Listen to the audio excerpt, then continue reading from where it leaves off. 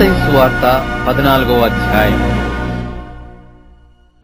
ఆ సమయమందు చతుర్థాధిపతి అయిన హేరోదు యేసును గూర్చిన సమాచారము విని, ఇతడు బాప్తిస్మమిచ్చు యోహాను, ఇతడు మృతులలో నుండి లేచియున్నాడు, అందువలననే అద్భుతములు అతని యందు క్రియారూపములగుచున్నవని తన సేవకులతో చెప్పెను.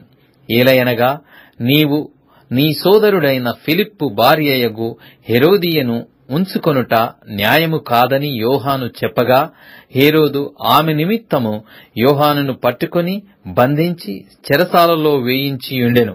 అతడు ఇతని చంపగోరెను గాని జనసమూహము ఇతనిని ప్రవక్తయని ఎంచినందున వారికి భయపడెను. అయితే హేరోదు జన్మదినోత్సవము వచ్చినప్పుడు హెరోదియ కుమార్తె వారి మధ్య నాట్యమాడి హేరోదును సంతోషపరచెను గనుక ఆమె ఏమి అడిగినను ఇచ్చెదనని అతడు ప్రమాణపూర్వకముగా వాగ్దానము చేసెను. అప్పుడామె తన తల్లి చేత ప్రేరేపింపబడినదై బాప్తిస్మమిచ్చు యోహాను తలను ఇక్కడ పల్లెములో పెట్టి నాకిప్పించుమని అడిగెను.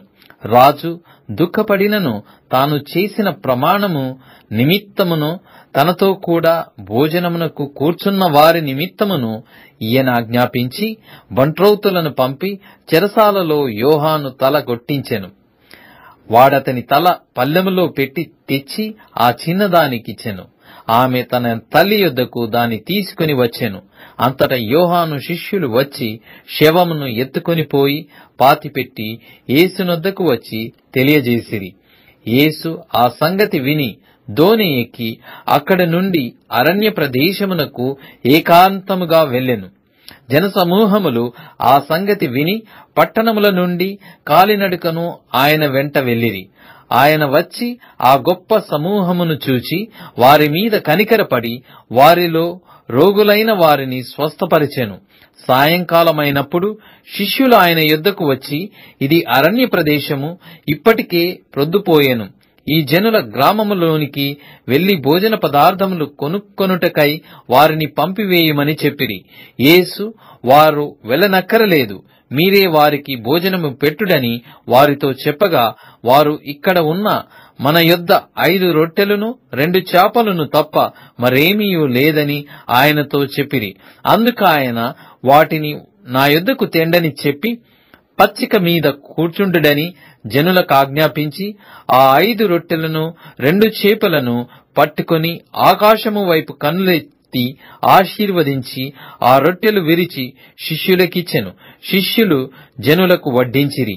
వారందరూ తిని తృప్తి పొందిన తరువాత మిగిలిన ముక్కలు 12 గంపల నిండా ఎత్తిరి. స్త్రీలును పిల్లలును కాక తినిన వారు ఇంచుమించు 5,000 మంది పురుషులు. వెంటనే ఆ జనసమూహములను తాను పంపివేయునంతలో తన శిష్యులు దోణి ఎక్కి తనకంటే ముందుగా అద్దరికి వెళ్ళవలెనని ఆయన వారిని బలవంతము చేసెను. ఆయన ఆ జనసమూహములను పంపివేసి ప్రార్థన చేయుటకు ఏకాంతముగా కొండ ఎక్కిపోయి సాయంకాలమైనప్పుడు ఒంటరిగా ఉండెను. అప్పటికా దోణి దరికి దూరముగా నుండగా గాలి ఎదురైనందున అలల వలన కొట్టబడుచుండెను. రాత్రి 4వ జామున ఆయన సముద్రము మీద నడుచుచు వారి యొద్దకు వచ్చెను. ఆయన సముద్రము మీద నడుచుట శిష్యులు చూచి తొందరపడి భూతమని చెప్పుకొని భయము చేత కేకలు వేసిరి.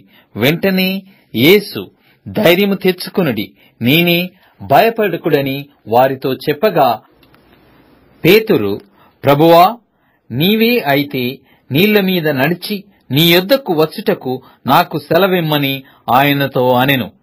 ఆయన రమ్మనగానే పేతురు దోణి దిగి యేసునొద్దకు వెళ్ళుటకు నీళ్ల మీద నడిచెను. గాని గాలిని చూచి భయపడి మునిగిపోసాగి, ప్రభువా, నన్ను రక్షించుమని కేకలు వేసెను.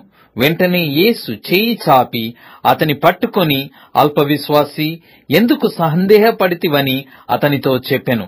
వారు దోణి ఎక్కినప్పుడు గాలి అణిగెను. అంతటా దోణిలో నున్నవారు వచ్చి, నీవు నిజముగా దేవుని కుమారుడవని చెప్పి ఆయనకు మ్రొక్కిరి. వారద్దరికి వెళ్లి గన్నేసెరతు దేశమునకు వచ్చిరి. అక్కడ జనులు ఆయనను గుర్తుపట్టి చుట్టుపట్లనున్న ఆ ప్రదేశమంతటికి వర్తమానము పంపి రోగులనందరినీ ఆయన యొద్దకు తెప్పించి, వీరిని నీ వస్త్రపు చెంగు మాత్రము తట్టనిమ్మని ఆయనను వేడుకొనిరి. ముట్టిన వారందరూ స్వస్థత నొందిరి.